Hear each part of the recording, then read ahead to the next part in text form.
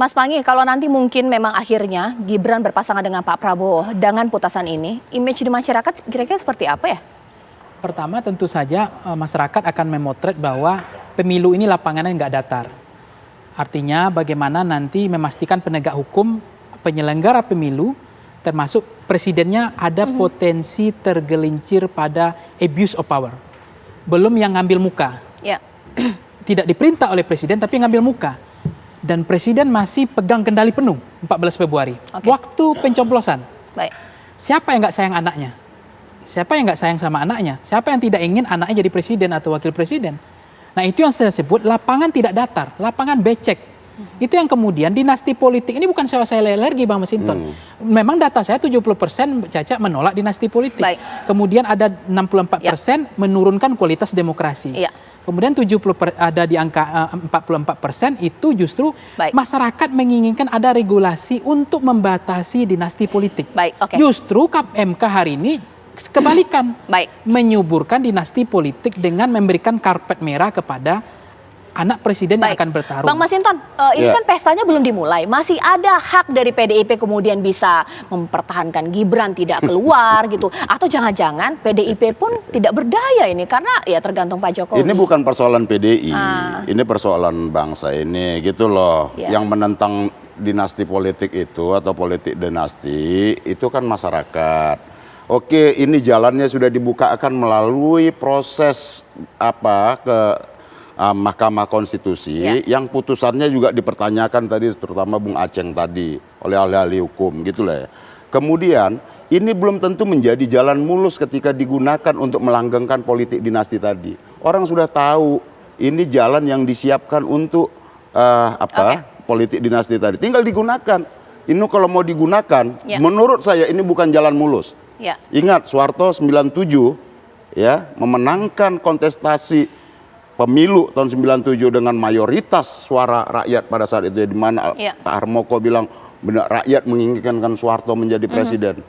Maret 97 dilantik, 98 jatuh.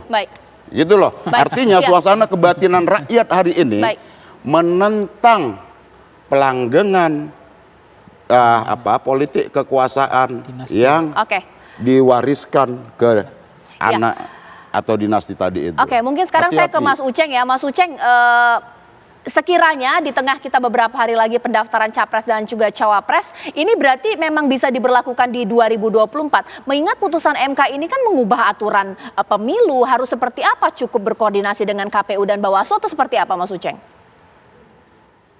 Saya kira kalau kita kembali pada konsep teoritik, harusnya hal-hal yang begini itu memang diberlakukan untuk pemilu berikutnya. Dalam artian bukan pemilu langsung di 2024, harusnya pemilu 2029.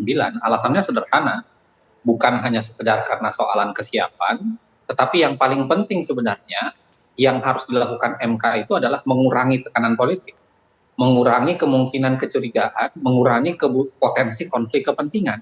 Dan karenanya harusnya putusannya itu diberlakukan tidak untuk sekarang, tapi diberlakukan untuk pemilu 2029. Kalau itu dilakukan, saya kira seketika berbagai persoalan yang terjadi di wilayah itu tidak akan terjadi, atau kecurigaan publik berkaitan dengan itu, termasuk dugaan konflik kepentingan misalnya ketua MK itu tidak terjadi. Nah, tetapi saya lihat karena tidak diatur sama sekali, jangan-jangan seperti yang terjadi di putusan KPK. Dalam artian ketika Nurul Gufron masuk mendaftar, itu diberlakukan secara langsung untuk Nurul Gufron. Nah, dugaan saya jangan-jangan begitu. Putusan ini kemudian dipaksakan untuk masuk sekarang, sehingga mau tidak mau harus mau untuk menyiapkan karpet buat Gibran yang akan mendaftar. Masalah mau daftar atau tidak itu soal lain. Masalah bahwa akan digunakan karpetnya atau tidak itu soal lain. Bahkan KPU kan sudah siap sebenarnya untuk mengubah konsepsi dan peraturan ya, untuk menyesuaikan dengan putusan MK. Itu sudah dinyatakan oleh ketua KPU. Yang anehnya berbeda dengan perlakuan KPU ketika bicara soal keterwakilan perempuan. Nah, tapi apapun itu saya kira yang sedang dipertaruhkan bukan hanya soalan sederhana soal mau digunakan 2024, mendaftar, KPU mau menyesuaikan atau tidak, saya kira bukan sesederhana itu. Kita sedang mempertaruhkan yang namanya proses demokrasi di Republik ini.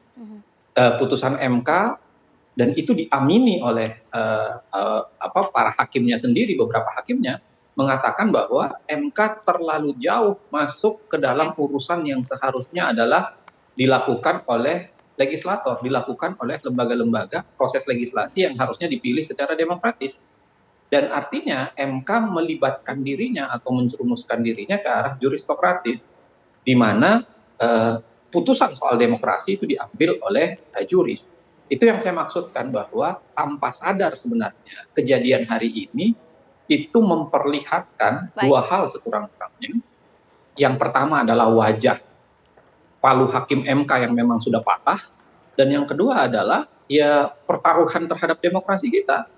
Demokrasi kita kemudian seketika dibayang-bayangi oleh politik dinasti atau maupun dibayang-bayangi oleh mahkamah dalam tanda kutip mahkamah keluarga yang sering dikeluhkan orang. Baik, Mas Uceng terima kasih banyak, Mas Panggi terima kasih, Bang Masinton terima kasih. Ini PDIP nggak rapat ya? Nggak? Belum. Masih saya minta bocorannya terus karena tampaknya Partai Gerindra ini sedang rapat besar. Apakah mungkin memikirkan gimana ya caranya kemudian bisa melamar Gibran? Itu nanti kita akan lihat dinamika yang terjadi, pemirsa, baru hari ini MK memutuskan.